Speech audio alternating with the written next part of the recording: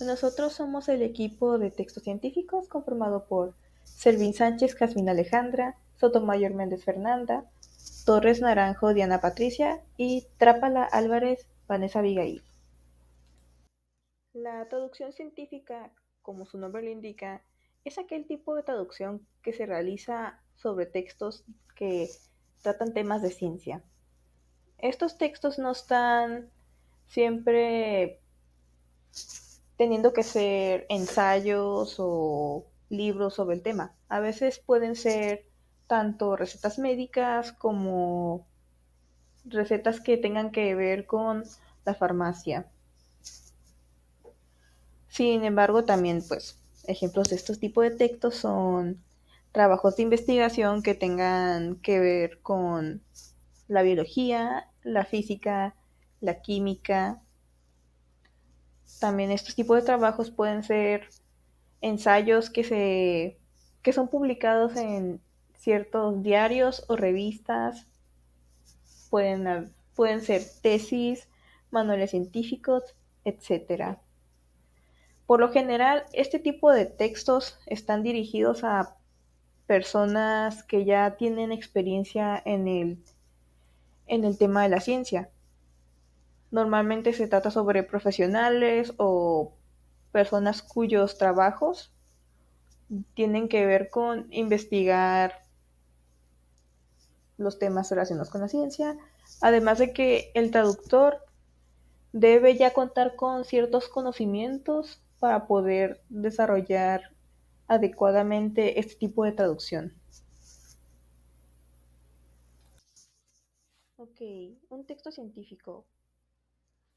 Un texto científico es aquel escrito que se utiliza para dar a conocer la, el resultado de la investigación o múltiples investigaciones que se realizan sobre un tema. Como ya se había explicado al principio en cuanto a qué es la traducción científica y pues a qué público normalmente va dirigida, este tipo de textos tienen que tener cierto lenguaje especializado, además de que normalmente siguen ciertas normas académicas para poder ser escritos. Las características generales de los textos científicos es que normalmente cuenta con un objetivo. El objetivo de este tipo de textos normalmente es el difundir los resultados de la investigación del tema llevado a cabo de una manera clara, es decir, que se exprese lo que se quiere explicar, conciso, que sea breve al hacerlo y concreta, que transmita la idea de forma directa y específica, siempre haciendo afirmaciones universales, verdaderas y objetivas. En cuanto a la estructura que tiene este tipo de textos, normalmente cuentan con un título donde pues, ya se nos puede dar como una pequeña idea de lo que va a ser el tema a tratar. El nombre del autor o autores involucrados si se trata de a veces colaboraciones o este tipo de cosas. Normalmente hay un resumen o abstract en donde se nos da, se nos explica brevemente de qué trata el texto. También hay las palabras clave en donde son, pues como su nombre indica, palabras que normalmente son utilizadas para poder identificar al texto si en algún futuro se llega a necesitar ese texto para otro tipo de investigación.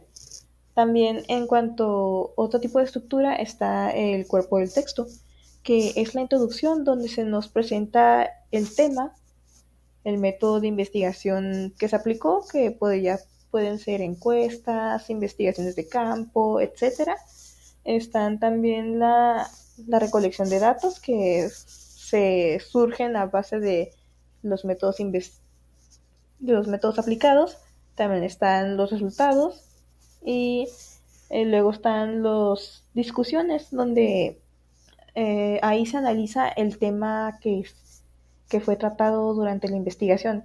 Ya de ahí se pasa a las conclusiones donde se nos presenta cuál fue una especie de resultado al que llegaron los autores al momento de terminar su investigación, y ya para finalizar se nos da la referencia en caso de que hayan utilizado otro tipo de textos para poder llevar a cabo esta investigación. Otras características generales son el estilo de escritura y la... Pasando a los ejemplos visuales, en estos podemos encontrar pósters, informes y monografías, artículos. Ahora pasamos a características particulares de los textos científicos, aunque puede variar según el campo y la disciplina. Primero tenemos el emisor y el receptor. El emisor... Ahora toca hablar de las técnicas y terminologías utilizadas en la redacción de textos científicos. Recomendaciones y consejos de traducción. La traducción de textos científicos siempre se verán afectados por la traducción literal de palabras de un idioma a otro. Estos textos requieren un conocimiento profundo tanto del texto fuente como del texto meta. Estas son algunas de las recomendaciones para su documentación.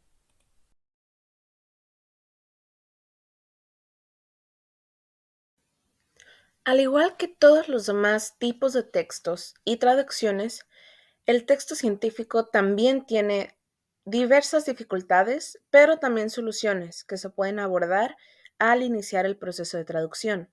Gómez Pérez, en su trabajo de 1998, nos habla sobre lo difícil que es abordar la zona de transición y trasvase, por ejemplo, en los tipos de textos científico-divulgativos. Se va a estar abordando eso más adelante. Torres Hostent, en su trabajo de 2009, nos habla sobre la importancia de poder comprender el texto y lo aborda en dos diferentes categorías, la comprensión lingüística y la comprensión extralingüística.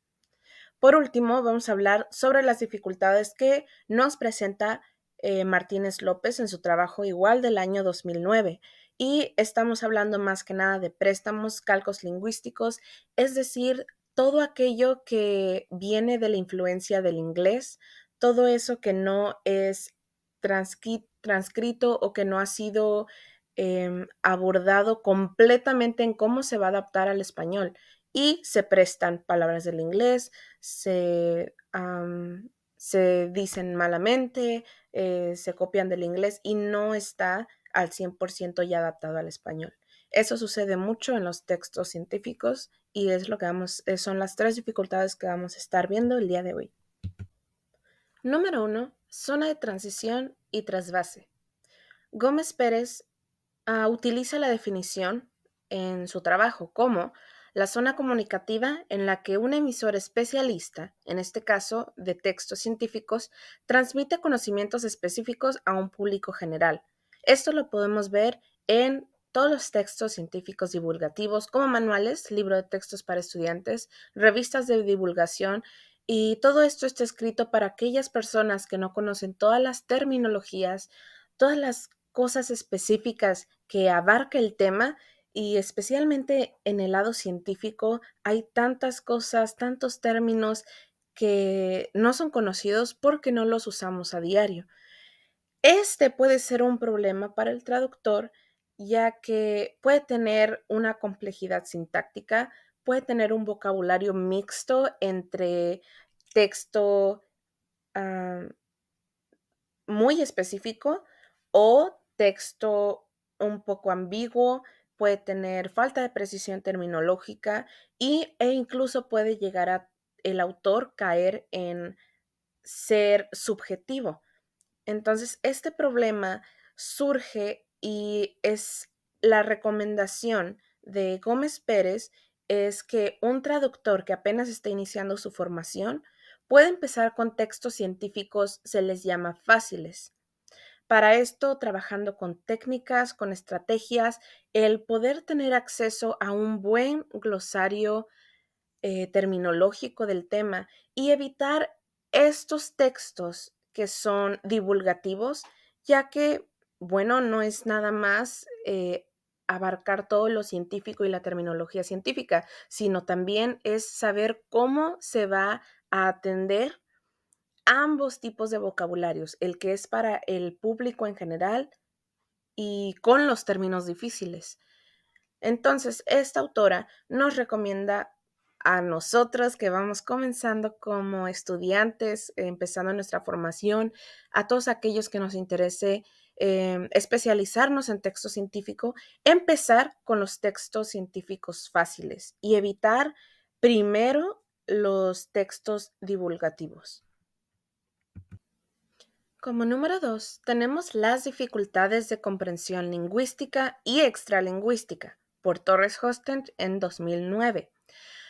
La autora se propuso crear una investigación donde participaron sus alumnos de traducción de universidad en una universidad en España. Ahora, para esta investigación fue para ver cuáles eran las mayores dificultades en el proceso de traducción. Por lo general, se dio cuenta que la terminología era lo que era complicado. Y en esto lo divide en dos diferentes partes, como mencionaba, comprensión lingüística y comprensión extralingüística. Todas las partes donde diga lingüística, ella se refiere a aquellas que se encuentran en un diccionario, que son fáciles de buscar y encontrar. Más la extralingüística son aquellas que no se encuentran en el diccionario. Para ello necesitaríamos glosarios terminológicos, corpus. Entonces, todo esto es lo que nos va a ayudar a tener una mejor comprensión. Y Torres nos menciona lo importante que es aprender a identificar estas dificultades antes de empezar el proceso de traducción. Como ejemplos, tenemos las dificultades de reexpresión, empezando con términos generales de más de una palabra. Por ejemplo, deep sea, consumer goods, eau de perfume. Estos son términos generales con los que batallaron aquellos estudiantes. Con términos especializados, por ejemplo, tenemos flame retardants, reproductive toxicity, hormone communication systems. No estoy especializada, así que muchas cosas, ni yo sé cómo se pronuncian, pero bueno, aquellos alumnos identificaron estas palabras entre muchas otras que se les fueron difíciles, principalmente al principio de comprender, por ende, de reexpresar, de traducir. Y unos ejemplos de frases fueron, fails to address exposure. Aquí nos damos cuenta sobre las dificultades de comprensión lingüística, que sería lo más fácil, ya que la extralingüística todavía es un poquito más difícil. En las dificultades de comprensión extralingüística hubo igual dificultades de reexpresión. En este caso menciona la autora que los alumnos se dieron cuenta, por ejemplo, los nombres de organismos que no son tan conocidos por el público general, por ejemplo, Scientific Committee on Cosmetic Products and Non-Food Products, que las siglas vendrían siendo SCCNFP. Este tipo, si no se ha utilizado, especialmente siglas que no se han utilizado tanto, es difícil encontrar y no son cosas que se pueden buscar en un diccionario. Por ejemplo, otro es siglas de aquellos compuestos químicos con los que no estamos acostumbrados. Yo, la verdad, ni voy a intentar pronunciar estos, pero las siglas son DBP y DEHP. Son cosas a las que no estamos expuestos y uno, si tiene que estar expuesto a todo esto, tiene que aprender los nombres en español y de nuevo tener un buen glosario, un buen banco terminológico para no chocar con esta pared de no poder comprender a lo que se está refiriendo el autor. Y otro ejemplo que a los que les costaron, que no se pueden buscar en el diccionario, son las citas y referencias. Hay, por ejemplo, lugares, sitios web, documentos donde se puede buscar material que está dirigido para todos los autores científicos. Y en este tipo de material se puede se puede, se puede apoyar el alumno. Ahora, ¿cómo podemos abarcar esta problemática? Seguro, bueno, ok, buenos glosarios, pero para poder saber cómo trabajar, nos ofrece la autora. Tenemos que aprender a identificar, analizar y clasificar estas dificultades de comprensión, que nadie más nos va a poder ayudar más que nosotros, porque cada quien tiene un nivel de comprensión diferente en estos textos de especialidad. Y esto se tiene que hacer antes del proceso de traducción. La autora marca mucho esta importancia porque si no se abarca antes del proceso de traducción, para el final del proceso de traducción va a quedar al aire, no lo vamos a ver resuelto, se va a quedar ahí sin resolver. Entonces es importante hacerlo antes, aprender a identificar hasta dónde llega nuestra comprensión, poder analizarlo, poder clasificarlo y poder resolverlo. Nos, nos invita a identificar las características propias de nuestro texto de especialidad, las cuales ya vimos. Por ejemplo, su estilo, su estructura, su registro, su terminología. Aprender para saber cómo nos tenemos que nosotros preparar, especialmente nosotros que vamos empezando. Tercero, formación sobre convenciones para autores de textos científicos. Es lo que comentaba la diapositiva pasada. Son todos aquellos textos donde vienen siglas, citaciones, nombres oficiales. Todo eso es en lo que nos podemos apoyar, más que si lo sabemos traducir a lo mejor correctamente, pero no es el nombre oficial en español. Entonces, bueno, de esa manera nosotros nos podemos apoyar porque seguramente un nombre que salga ya fue traducido por alguien más o ya tiene una traducción oficial por el cambio de país. Y por último, saber identificar los glosarios de términos especializados disponibles. Puede que haya, mas no que todos estén con libre acceso para el público general. Pero eso es muy importante identificar los buenos glosarios porque vamos a estar haciendo el proceso de traducción de la mano con eso. Si no tenemos un buen glosario, no podemos hacer una buena traducción, especialmente en este tipo de textos científicos. Por último, pero no menos importante, tenemos lo que mencionaba de todas aquellas palabras que vienen todavía muy arraigadas del inglés, ya sea préstamos, calcos lingüísticos, falsos amigos, anglicismos, polisemia de términos técnicos, donde no significa lo mismo la palabra en inglés que en español, que tiene múltiples significados. Especialmente los calcos, falsos amigos y anglicismos, la autora Martínez López lo define como contaminaciones ortográficas en la terminología, ya que fueron mal transcritos en su adaptación ortográfica al español. Aquí puse 3 diferentes ejemplos. Por ejemplo, en los calcos es muy común en los textos científicos, especialmente cuando no ha habido un acuerdo general entre científicos y entre traductores. En el inglés, bradykinin puede ser incorrectamente pasado al español como bradiquinina con K, más la correcta traducción sería bradicinina. Como falsos amigos, tenemos, bueno, aquellas palabras que intuitivamente pudieran sonar bien en español por su parecido en cómo se escribe, en cómo se ve. Por ejemplo, en inglés tenemos abnormality. El incorrecto que es común que pase es anormalidad en los textos científicos. Y el correcto sería una anomalía. Como tercero, tenemos anglicismos. Si en inglés es scanner, pues el anglicismo al español se va a mantener igual, va a ser scanner, cuando el correcto es escribir escáner. Para la polisemia de términos técnicos, por ejemplo, tenemos 2 términos en inglés, aerobic y anaerobic. Su contexto de utilización, como podemos ver, puede tener 2 significados, referido a microorganismos o referido a cámaras, condiciones, sistemas o dispositivos. En este caso, en el español, cada contexto de utilización sí tiene su propia traducción, no es una sola palabra como lo abarca en inglés. La traducción correcta para el primero, referido a microorganismos, sería aerobio. Y la traducción correcta para el segundo contexto de utilización, que se refiere a cámaras, condiciones, sistemas o dispositivos, es aeróbico.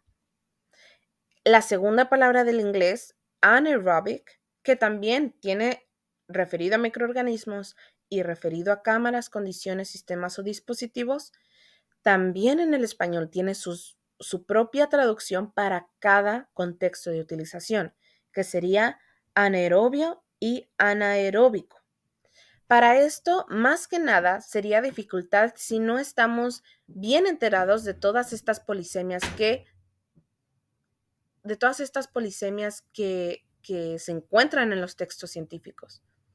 Entonces, nuevamente, es estar bien enterados, bien estudiados, bien preparados para el texto y poder identificar todos estos términos técnicos que tienen diferentes significados.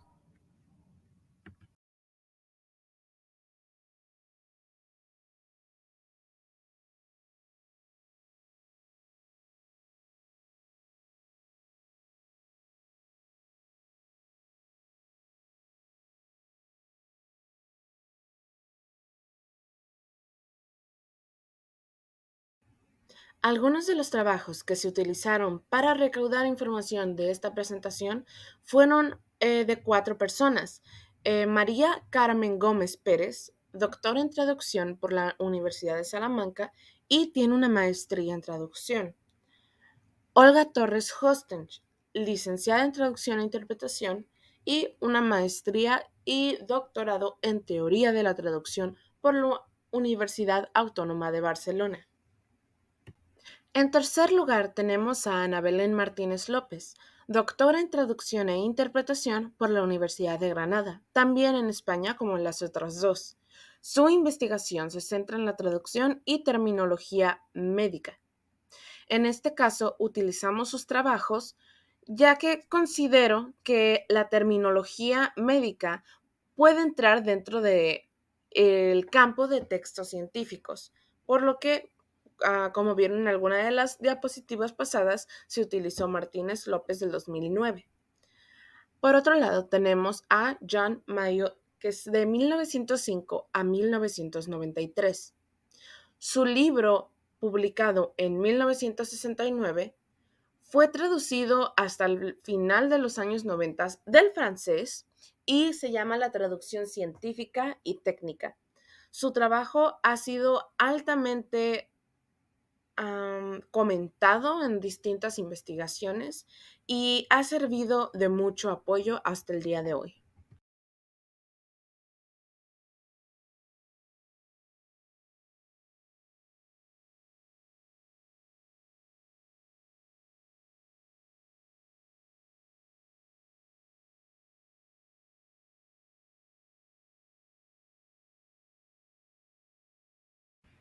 Bueno, finalmente puedo decir que mi conclusión